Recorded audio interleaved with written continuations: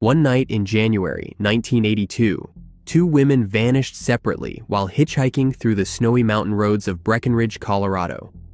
Preserved DNA would lead the investigators to a suspect decades later.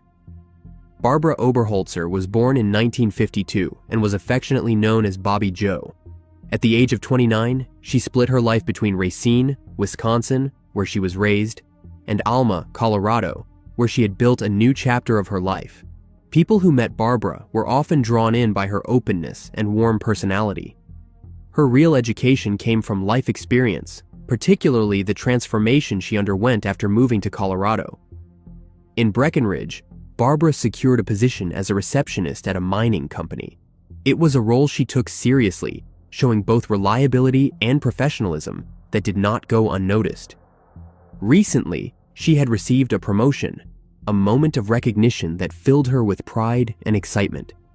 Her professional life was on the rise, and she looked forward to what the future held. Barbara shared her life in Alma with her husband, Jeff Oberholtzer.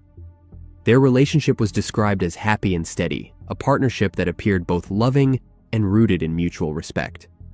Like many residents of the area during that time, Barbara adopted local customs that were part of daily life, including hitchhiking. In small mountain towns, hitchhiking was not considered risky. It was practical, widely accepted, and part of the culture.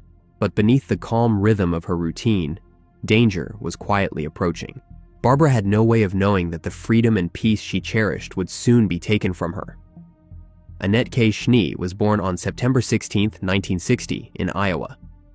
Though her early years began in the heartland, much of her upbringing took place in Wisconsin, where she spent most of her childhood. In search of independence and new opportunities, Annette eventually relocated to Colorado, settling in the town of Frisco. Annette's move to Colorado was driven by her desire to build a life of her own.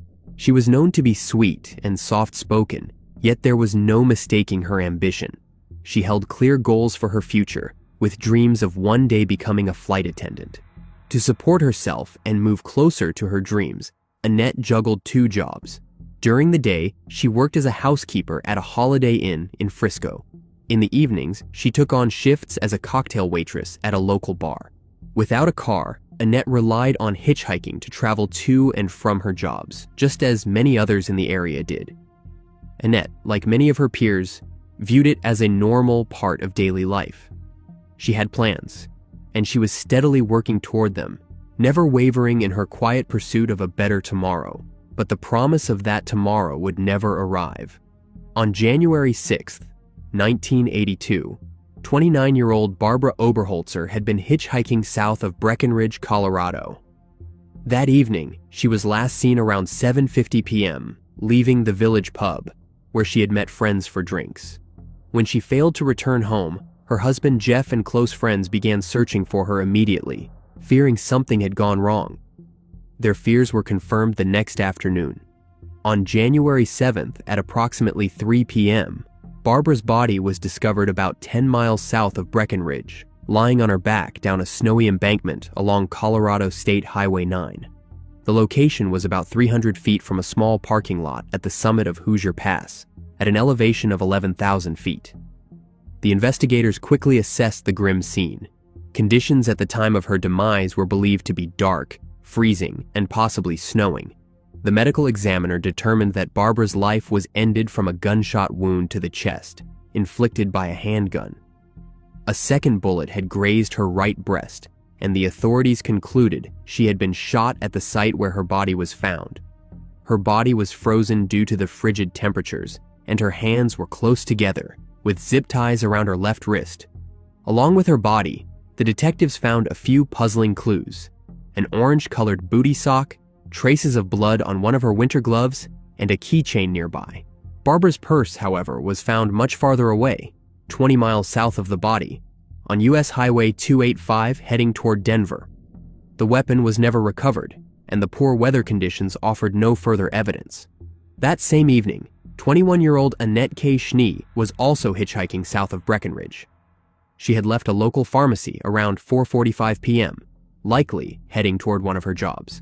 When she did not show up for work the next day, the manager of the Holiday Inn where she was employed reported her missing. For months, There were no answers. Then, on July 3rd, nearly 6 months later, her body was discovered by a 13-year-old boy. Annette was found lying face down in the icy waters of Sacramento Creek, roughly 20 miles south of Breckenridge. The cold stream had helped preserve her remains, offering the investigators some physical evidence to work with. Annette was fully clothed, though her clothing appeared disheveled, but she was indecently assaulted. The medical examiner determined that she, too, had lost her life from a gunshot wound, this time to the back, likely from a handgun. No bullet was recovered from the scene. One detail immediately stood out to the investigators. Annette was wearing one orange-colored booty sock. The match to that sock had been found months earlier, with Barbara's body. This chilling connection stunned the police. The two women were both locals, both disappeared the same day, and both had been shot with a medium-caliber revolver. Their bodies were found miles apart and months apart, yet the similarities suggested one horrifying conclusion. Their lives had been ended by the same individual on the same night. As the police tried to piece together the timeline, suspicion fell on Barbara's husband, Jeff Oberholtzer. The investigators learned that Jeff had previously picked up Annette while she was hitchhiking and had given her his business card. He admitted this, but claimed it had been an innocent interaction and that he had never seen her again. From the start, Jeff asserted he had a solid alibi. He said he had been at home that night with a friend. However, when questioned, he was unable to produce that witness, further deepening suspicions. Years passed without resolution. Then, in December 1990, Jeff's alibi witness finally came forward. After verifying his account, the investigators with the Summit County Sheriff's Department cleared Jeff as a suspect in both crimes. Despite early doubts, Jeff had always maintained his innocence and was officially removed from suspicions. Jeff said, "It was very painful, being under suspicion from not only the authorities, but also being tried in the court of public opinion. People did not want a suspected perpetrator in their house." The DNA evidence from the crime scenes had been meticulously preserved over the decades. In a renewed effort to solve the cold case, the investigators entered the genetic material into a public genealogy database. For several years, the detectives and genetic researchers worked quietly, using familial DNA tracing to identify possible relatives of the unknown suspect. This advanced forensic approach eventually led to a familial match, narrowing down the search to a specific lineage and, ultimately, to a man named Alan Lee Phillips, a retired mechanic. To confirm the match and ensure the validity of the lead, the investigators discreetly obtained a DNA sample from Phillips. They recovered a napkin that he had discarded in a public trash can, careful to maintain the chain of custody and eliminate any possibility of contamination. The DNA on the napkin was then compared to the genetic material recovered from the crime scenes. The results were conclusive. Phillips' DNA matched the DNA evidence connected to the cases of both Barbara Jo Oberholtzer and Annette K. Schnee. On February 24, 2021, law enforcement officials conducted a traffic stop and took Phillips into custody. After nearly 4 decades of uncertainty, there was finally a suspect formally linked. The prosecutors charged Phillips with 2 counts each of slaying with deliberation, first-degree kidnapping, and first-degree assault with a weapon. The trial proceeded with careful attention to the decades of preserved evidence and the newly confirmed DNA match. It was revealed that on the night the crimes took place, Phillips' truck became stuck in a raging snowstorm. The authorities had launched an all-out effort to rescue, having no idea of the crimes that he just committed. He used his truck's headlights to signal SOS in Morse code. A sheriff flying overhead on a commercial jetliner spotted the signal and made a call. Dave Montoya, a local fire chief, helped Phillips and mentioned that he had a prominent bruise on his face. He told Dave that he got it when he fell while wandering around in the snow. But now it is thought to have been Barbara that hit him in the face with a special brass keyring made by her husband, Jeff. He specifically made it for her in case she ever encountered trouble while hitchhiking. On August 31st, 2022, a jury found Phillips guilty of the charges against him. The court sentenced him to 2 consecutive life terms. However, the resolution was short-lived. Less than 6 months after beginning his sentence, Phillips took his own life while in prison. He was 72 years old. Though he never offered a confession or explanation for his crimes, his conviction ensured that he was held accountable before his demise. In March 1966, the town of Surfside, Florida was shattered by an unthinkable crime. A young man was kidnapped and never seen again. Danny Goldman was born on March 29, 1948, and raised in Surfside, Florida, located just north of Miami Beach. The only child of Aaron and Sally Goldman, Danny grew up in a warm and supportive household. At school, Danny maintained a strong academic record, consistently performing well without ever falling into trouble. Teachers described him as focused and mature beyond his years. At the time, Danny was a senior at Miami Beach High School and was just days away from turning 18. His future looked bright, with plans already set to attend the University of Miami. Danny and his parents were asleep in their home in the early morning hours of March 28, 1966, when their lives were violently upended. At approximately 4:30 a.m., a husky man with a noticeable limp broke into their house through an unlocked sliding glass door. The intruder, wearing a cap but no mask and holding a gun, entered their bedroom and addressed them by their first names. Calm but threatening, he demanded $10,000 in cash, a sum far beyond what the Goldmans had readily available.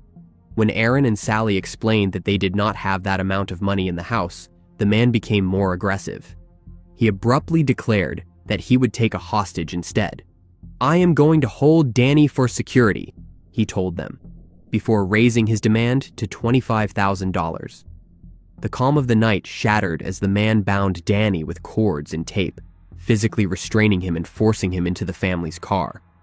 The intruder drove off into the dark, taking Danny with him, leaving Aaron and Sally behind in stunned horror. The kidnapper had told the Goldmans he would call at 6 p.m. with further instructions, but that call never came. Danny, who was one day away from turning 18, was never seen again. In the following days, the car was found abandoned, but there were no other traces, no notes, no calls, and no sightings. What began as a terrifying home invasion quickly turned into a full-scale missing persons investigation. The authorities scoured the area and followed every lead, but no conclusive evidence ever surfaced. It was as if Danny had vanished into thin air. As the days turned into weeks and the weeks into months, hope began to dwindle. The search for Danny continued with intensity, but frustration grew with each end. The investigators worked to determine the motive behind the abduction. Was it a random act, or did the kidnapper know more about the family than initially assumed? Despite public interest and media coverage, no solid suspect emerged. The absence of demands and the abrupt silence deepened the mystery. Danny's friend, David Graubart, said, "We thought he would be back in 2 or 3 days somehow with this crazy story to tell." Aaron and Sally Goldman lived the rest of their lives without ever learning what happened to their only child. Aaron passed away in 2010, followed by Sally in 2012. The sorrow of Danny's disappearance remained with them until the end, an open wound that time never managed to heal. They never received answers, justice, or closure. Their home, once filled with the plans and dreams of a bright young man, remained a place marked by loss. Danny's friends, however, refused to let his story fade. Determined to keep his memory alive, they worked to ensure his disappearance would not be forgotten. They kept his case alive in the public eye, sharing his story and continuing to press for answers. The group of devoted friends who came to call themselves the Posse committed themselves to uncovering the truth behind Danny's disappearance. The members are David Graubart, his younger brother, Joe, and their friends Anthony Blate, Harvey Lisker, and Paul Novak. Paul, who used his own money to chase down leads, said, "Basically, our decision was that it would be completely wrong for Danny to be forgotten. How does a 17-year-old get taken out of his family home at 5 in the morning, and then years later, it was just almost like it did not happen and he did not happen? Danny did not have brothers or sisters and his parents were gone. We decided it was not going to go down like that." What began as a mission to find answers for a long-lost friend slowly evolved into a detailed investigation that unraveled a dark and complex web of corruption, betrayal, and organized crime. Their work eventually led to a startling revelation. The motive for Danny's abduction had nothing to do with ransom. Instead, it was tied to actions taken by his father, Aaron, years earlier. Actions that placed the family in the crosshairs of powerful enemies. Aaron Goldman, a board member at the now-defunct 5 Point Bank, had raised concerns to federal agents about suspicious and unsecured loans flowing through the institution. These loans, distributed in the form of cash and assets, were being funneled to local figures and even government officials. While Aaron may not have initially realized the bank was a front for a money laundering operation, his complaints threatened to expose a deep criminal network. His decision to alert the authorities set off a chain of events that would lead to fatal consequences. Mobsters tied to the laundering operation viewed Aaron's whistleblowing as an unforgivable betrayal. The posse spent a decade, from 2012 to 2022, combing through old documents, case files, and testimonies. They pieced together a timeline stretching back nearly a century, pulling the thread of corruption that linked political influence, financial fraud, and organized crime.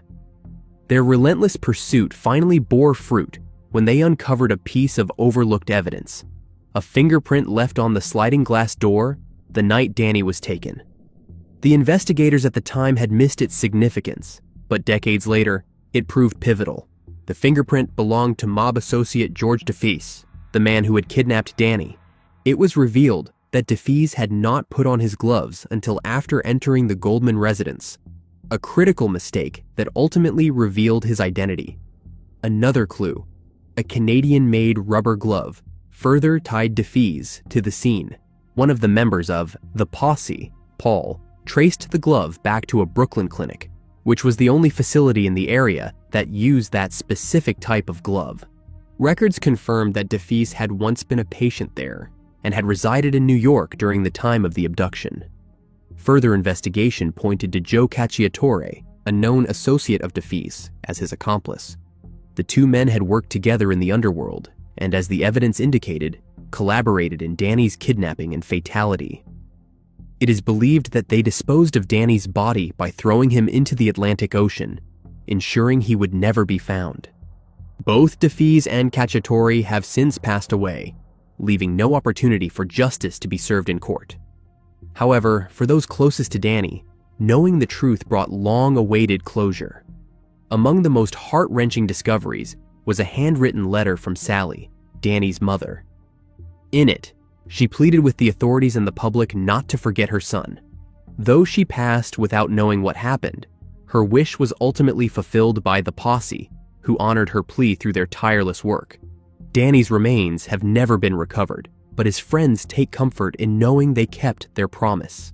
The mystery of Danny Goldman's disappearance has finally been solved, bringing a measure of peace to those who never gave up.